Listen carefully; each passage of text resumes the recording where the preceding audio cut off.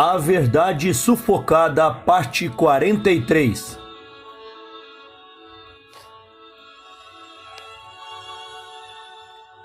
Aldoy Code 2, Exército, uma estrutura dinâmica. Era necessário uma reestruturação do órgão operacional, herdado da antiga OBAN, para torná-lo dinâmico e adequado para enfrentar e vencer o mais rápido possível o terrorismo em São Paulo. Mediante entendimentos entre o comando do 2º Exército e o governo do Estado, foram cedidas ao DOI 50% das dependências do 36º DP, inclusive toda a carceragem. Com os recursos recebidos do governo do Estado, foi construído um prédio de 2 andares, reformadas e adaptadas às instalações existentes. Construímos alojamentos para o pessoal de serviço, salas de interrogatório, garagens, oficina mecânica e melhoramos as instalações para os presos. Foram edificados muros mais altos e instalado guaritas elevadas para sentinelas. O combustível passou a ser fornecido pela Secretaria de Segurança Pública, SSP.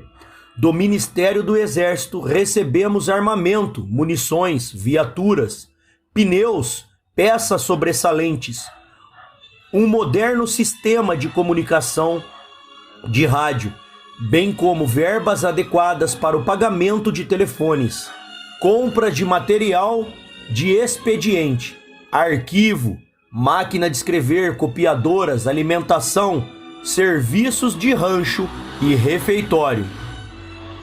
O efetivo foi aumentado, atingiu 300 homens.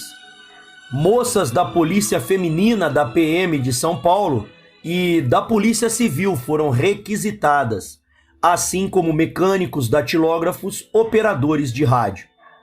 O delegado titular do 36º Distrito Policial, Dr. Pascoal Manteca, era atencioso e de fino trato, o que possibilitou uma convivência harmônica entre o 36º DP e o DOI.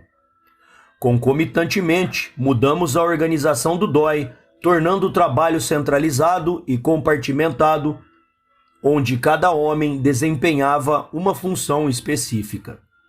Estávamos prontos para atuar ofensivamente e procurar os terroristas onde quer que eles estivessem.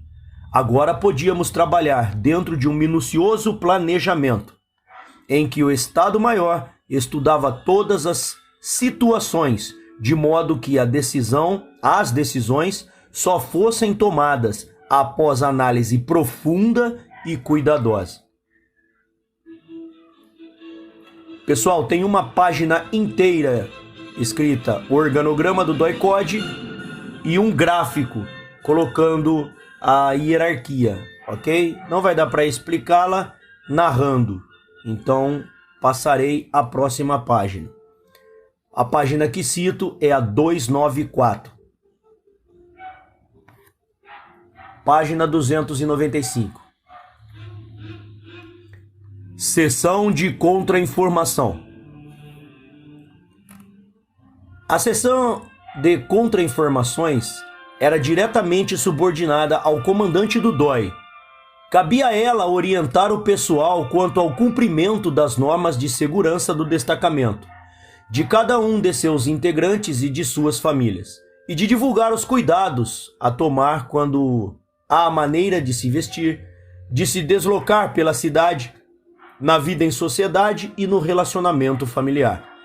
Um membro do DOI não deveria revelar nem mesmo à família o tipo de trabalho que realizava, os motivos de seus horários incomuns e nada a respeito do órgão onde morava, onde trabalhava, nem mesmo a sua localização. Havia sempre um telefone de referência caso houvesse necessidade de um contato urgente com a família. Essas eram as regras básicas que davam segurança às informações, ao trabalho contínuo do DOI, ao pessoal e à sua família. A compartimentação era outra norma de segurança levada a sério. Uma seção não sabia nem deveria saber o que se passava na outra. Cada um cumpria sua missão sem tomar conhecimento do que se passava com os outros. O trabalho importante era o cuidado na seleção do pessoal para evitar que o inimigo infiltrasse em nosso meio um adepto ou um simpatizante. Como o efetivo era muito variado, deixávamos a seleção do pessoal a cargo dos órgãos ou unidades de origem. Na Polícia Militar, a triagem era feita pela segunda seção do Estado-Maior-Geral.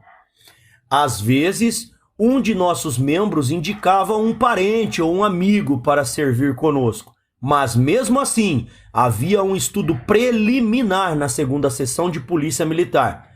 Já na Polícia Civil, a indicação era feita pelo DOPS.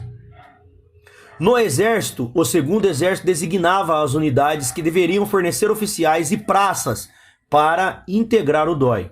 A escolha era do comandante da unidade. Houve o caso de um sargento da Polícia Militar que seria infiltrado de uma organização terrorista no nosso departamento. Mais precisamente numa turma de busca e apreensão. Creio que ele seria mais um simpatizante que um infiltrado. Pois, se é que passava informações aos nossos inimigos, fazia-o, mas num caráter geral. Poderia ter repassado nomes de pessoas que com ele trabalhavam ou alguma coisa que se passava na seção de busca e apreensão. Se ele estivesse trabalhando como agente infiltrado, teria causado danos irreparáveis às instalações, à segurança individual de nossos agentes e à segurança durante o desencadeamento de nossas operações. Como nosso trabalho era compartimentado, tudo o que lá se passava era mantido no mais absoluto sigilo. Era um trabalho de inteligência e todo o cuidado deveria ser tomado para não denunciar as nossas intenções. Da seção de informações e de análise recebíamos a matéria que, segundo ela, poderia ser usada para um trabalho de contra-informações. Eram documentos apreendidos em aparelhos, análise de depoimentos de presos, documentos recebidos de outros órgãos, enfim, tudo o que poderia nos ajudar nesse importante trabalho. Quando o capitão-chefe dessa seção selecionava um assunto que poderíamos usar para esse tipo de trabalho, ele me consultava e discutíamos o problema. Aprovado o tipo de operação, tudo permanecia fechado e ninguém mais, além do comandante do COI e da seção de contra-informações, era informado a respeito da operação que seria iniciada. As operações de contra-informação tinham também outras finalidades. Uma delas consistia em queimar um militante perante sua organização. Operação delicada que deveria ser escudada em fatos irrefutáveis. Às vezes essa oportunidade surgia durante uma cobertura de ponto. Observávamos o indivíduo cobrindo um ponto e dávamos ordem para que ele não fosse preso. Só os seus contatos. Após uns 3 ou 4 militantes terem caído nessa cobertura de pontos, a organização começava naturalmente a desconfiar. Isso tudo ia crescendo. Paralelamente, vazávamos que fulano ou beltrano estava trabalhando para nós, dando até o codinome para o nosso informante e colaborador. Esse tipo de trabalho, devido à sua complexidade, era mais usado em alvos compensadores, geralmente os mais altos dirigentes da organização terroristas, ou um militante do grupo tático armado, GTA. Existem alguns colaboradores que continuam queimados até hoje. Combatendo as armas. No início de 1972, caíram a gráfica e alguns redatores do jornal Venceremos, órgão oficial da ALN, fartamente distribuído no meio estudantil.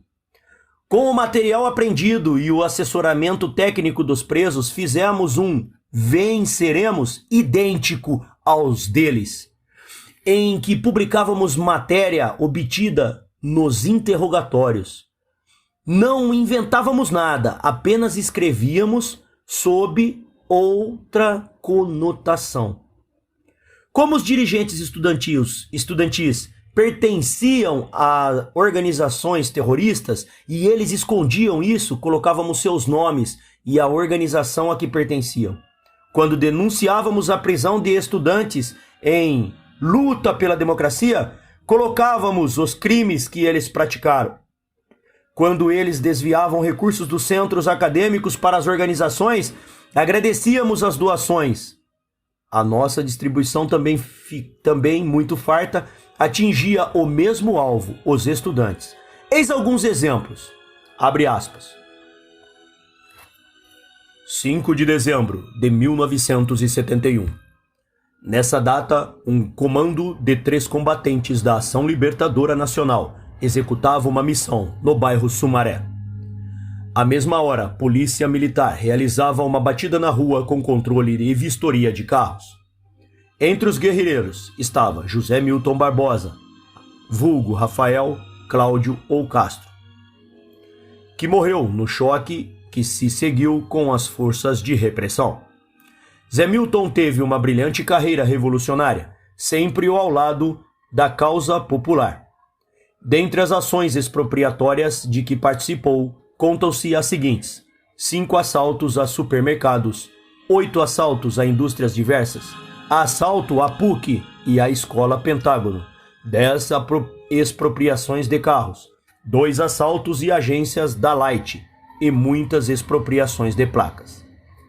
Além disso, Zé Milton contava em seu acervo com vários outros tipos de ações como sequestro de 3 motoristas e dos respectivos carros, incêndio de ônibus, casas e automóveis, a morte do Cabo Martínez, 4 panfletagens armadas e, finalmente, o assalto a um soldado do exército com a expropriação de uma submetralhadora INA. Por outro lado, Linda Tayá, companheira de Zé Milton, ferida na cabeça no mesmo tiroteio, foi levada para o Hospital das Clínicas onde foi operada. Até hoje não há notícias do seu paradeiro. Ainda em dezembro, caíram os companheiros André Tsunomo Ota, vulgo Bill, da Física da USP, e Marli Gomes Cavaleiro, a Marta, professora de Geografia. André participou de várias ações guerrilheiras, destacando-se várias expropriações de automóveis e placas, assalto à Escola Pentágono, atentado à bomba no recinto da ESSO Brasileira de Petróleo, vários levantamentos para assaltos e panfletagem armada. No ano de 1972, começou com a morte de Hiroaki Torigoi, 5 de janeiro, em um tiroteio com a polícia.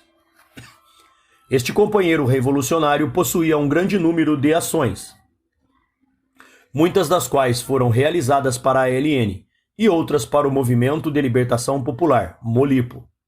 Dentre elas destacam-se as expropriações da Tesouria da PUC, de uma fábrica em Vila Mariana, das fábricas Dejan e AMF, do restaurante Beer Hall, de uma máquina Offset. Além disso, Torigoi havia incendiado um ônibus na Vila Basilândia, com a morte do Cabo Martinez, sequestrado o motorista de um caminhão da Swift e distribuído sua carga numa favela, assaltado uma agência do Ministério do Trabalho e uma radiopatrulha em Santo André, com expropriação de uma INA. No dia 20 de janeiro, morriam também em tiroteio com a polícia os companheiros Alex de Paula Xavier Pereira e Gelson Reicher. No combate, os dois conseguiram eliminar um cabo da Operação Bandeirante, que inadvertidamente se aproximara dos mesmos, pedindo que se identificasse. Alex tinha curso de guerrilha em Cuba e, tal como Gelson, era um companheiro experimentado em ações expropriatórias. No princípio de fevereiro foi preso o companheiro Ladislau Crispim de Oliveira, Olalau, estudante de economia responsável pelo setor gráfico da ELN. Entretanto, este companheiro já foi devidamente substituído pela organização em seu trabalho especializado de confecção e impressão do Venceremos. Desse modo, a circulação do nosso jornal não ficará interrompida com a queda daquele quadro.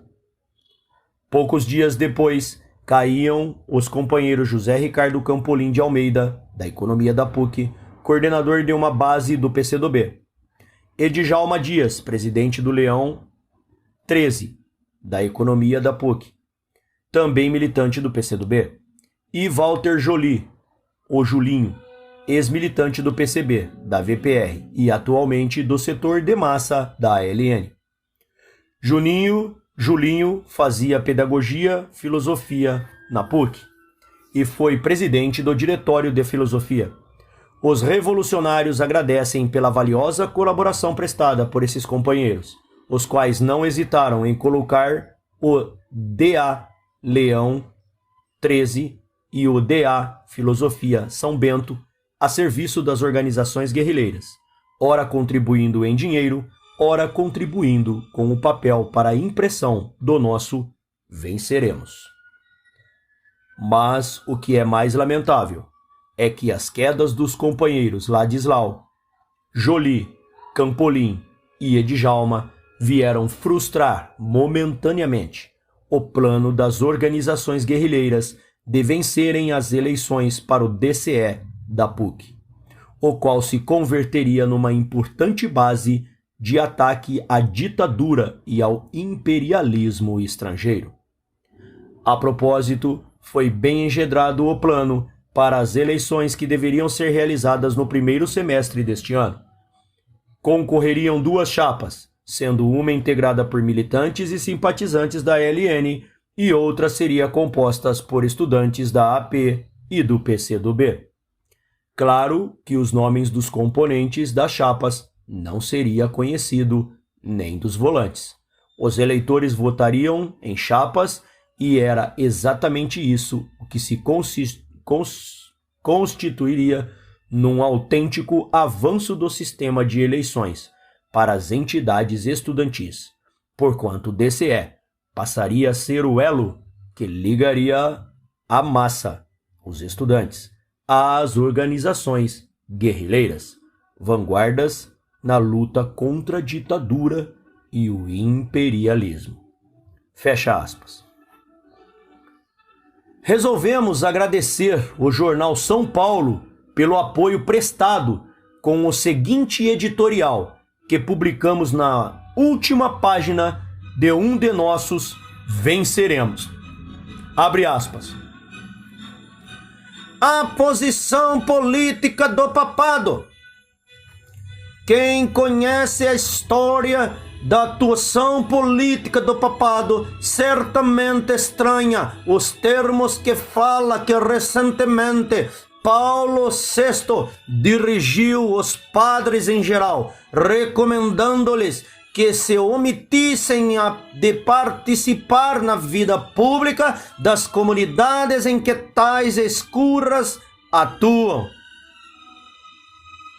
Sua Santidade parece ter cometido uma séria gafe em seu pronunciamento, pois se esqueceu ou não se lembrou de que a Igreja é uma instituição da sociedade e por isso os clérigos que a compõem são homens e como tais têm também necessidade de relacionamento com as demais instituições sociais, políticas, econômicas e artísticas.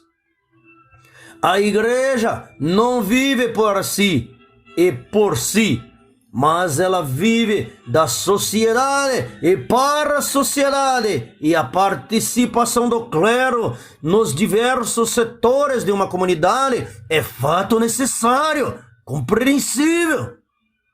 Portanto, isolar os curas da vida global comunitária é um erro elementar de luta política. Parece-nos agora que o melhor pronunciamento de SS teria sido o silêncio, porque pelo menos não apareceria seu equívoco político. E assim como nós, pensa também como participante o clero brasileiro. Neste momento, por que passa o Brasil? O único jornal de imprensa legal e corrompida que se ergue em defesa dos direitos humanos é o São Paulo, órgão oficial da Arquidiocese de São Paulo, cujo redator é o bravo cônego Amaury Castanho, que conta com o apoio da cúpula eclesiástica paulista e com a cobertura nos sermões e nos microfones da Rádio 9 de Julho. A propósito dessa participação política do clero paulista, a direção de O São Paulo foi muito feliz ao escolher a capa da última edição desse jornal, onde aparece a figura não de um judeu errante, faminto, triste e desencorajado, mas a figura de um Cristo altivo, participante e procurado, um Cristo guerrilheiro, num cartaz semelhante aos de terrorista procurados, que a ditadura espalhou pelo Brasil todo. Mas não é só em São Paulo que o eco do Papa se perde no vazio.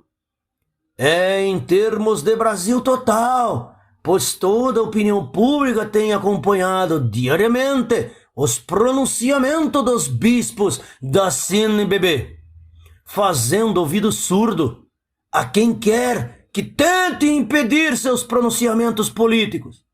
Bravos! É isso mesmo! Refutemos na prática a infeliz tese papal da não participação do clero na política de suas comunidades.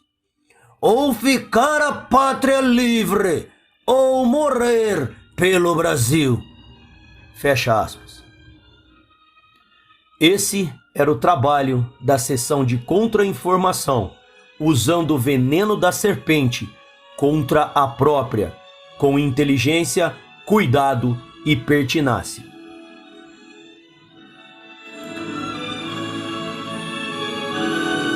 Setor de Operações e Informações. Preito de gratidão ao meu subcomandante.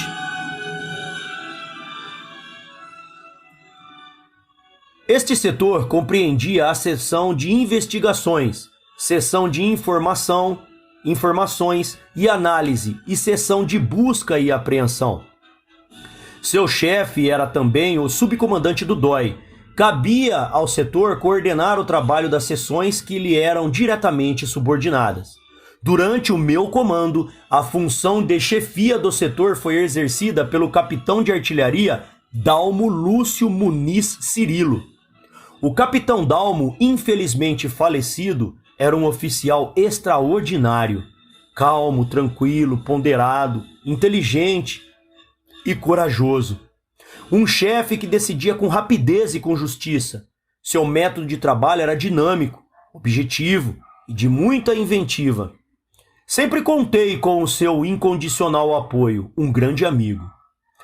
Os dados obtidos de uma organização terrorista eram devidamente selecionados, aprofundados e levados ao chefe do setor de operações de informações, para uma acurada análise e uma tomada de decisão de como melhor aproveitá-los.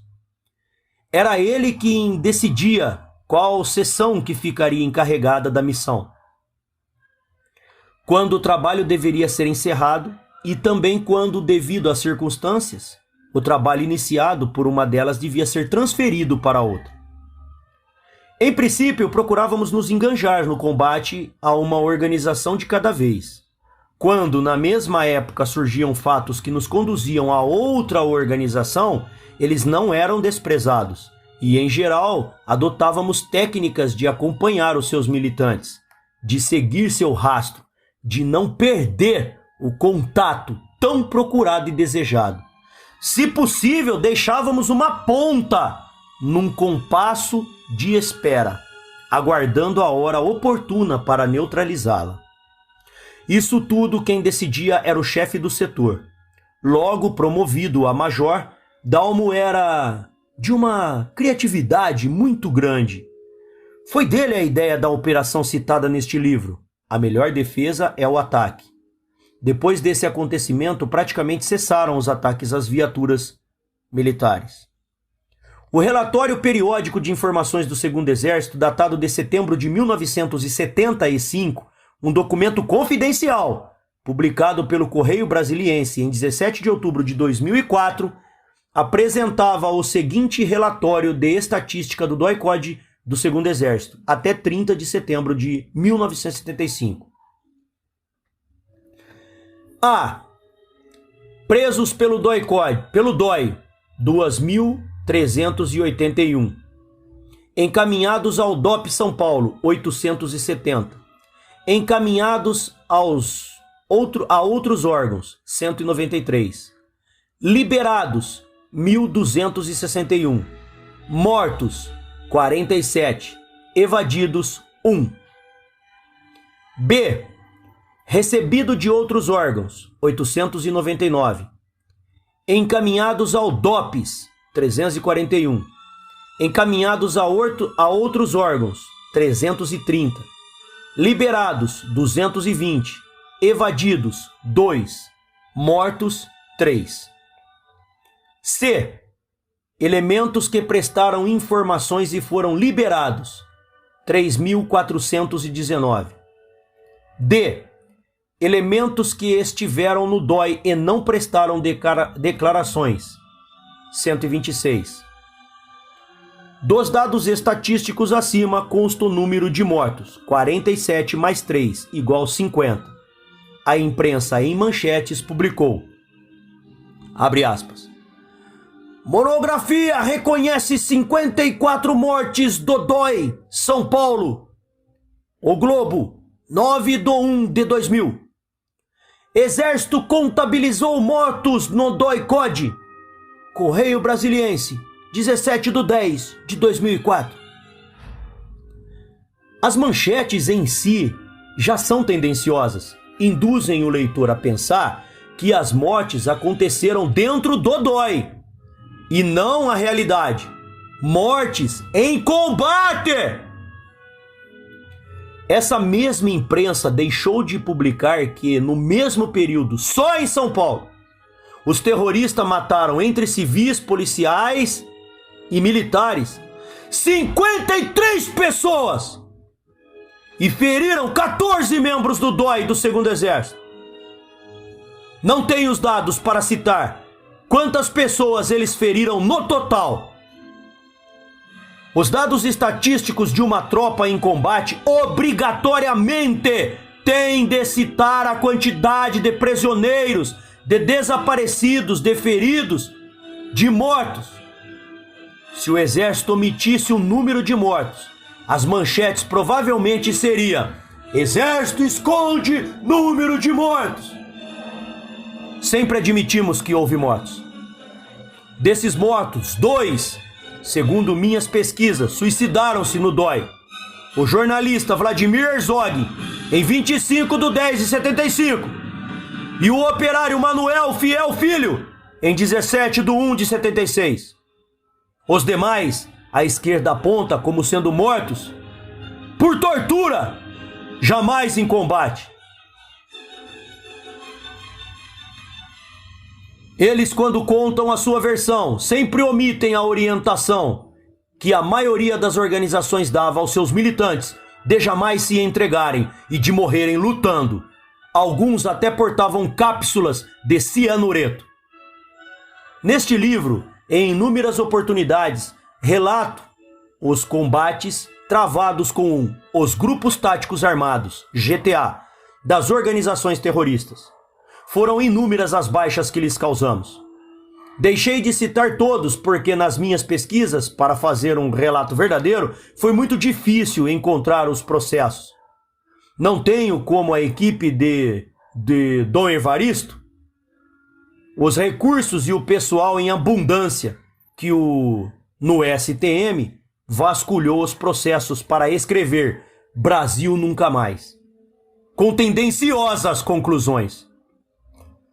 Além dos combates, inúmeras vezes os presos, ao serem soltos para cobrir um ponto, tentaram a fuga.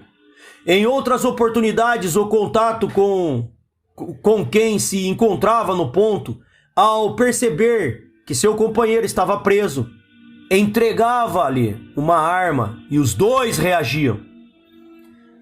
Existiram situações em que o preso tinha um ponto de polícia previamente marcado quando a organização tentava seu resgate. Nesses casos, normalmente, no entreveiro, corriam risco de morte, tanto os militantes como os agentes da lei. Além disso, alguns morreram atropelados, tentando a fuga ou cometendo suicídio. Mesmo nos casos mais evidentes, o depoimento de testemunhas, eles negam que seus militantes tinham sido mortos em combate. Quando isso acontecia, eles morriam em ação ou se suicidavam, em plena rua. Afirmam que foi preso, afirmam que o preso foi ferido, não foi socorrido e foi levado para o DOI para ser morto, para ser morto sob tortura. Quando rebatemos essas falsidades, logo aparecem militantes que estiveram presos no DOI e que foram preparados ideologicamente para mentir pela causa, fazendo declarações e afirmando que testemunharam cenas bárbaras, palavras deles, em coro, com o aval de setores da imprensa, prevalece sobre a nossa, que não encontra apoio na mídia. Poucas são as mortes que eles admitem não terem ocorrido sob tortura. É o caso das mortes de Ishiro Nagami e Sérgio Correia, ambos no dia 4/9 de 1969, na Rua da Consolação, em São Paulo, quando transportavam bombas que explodiram antes da hora.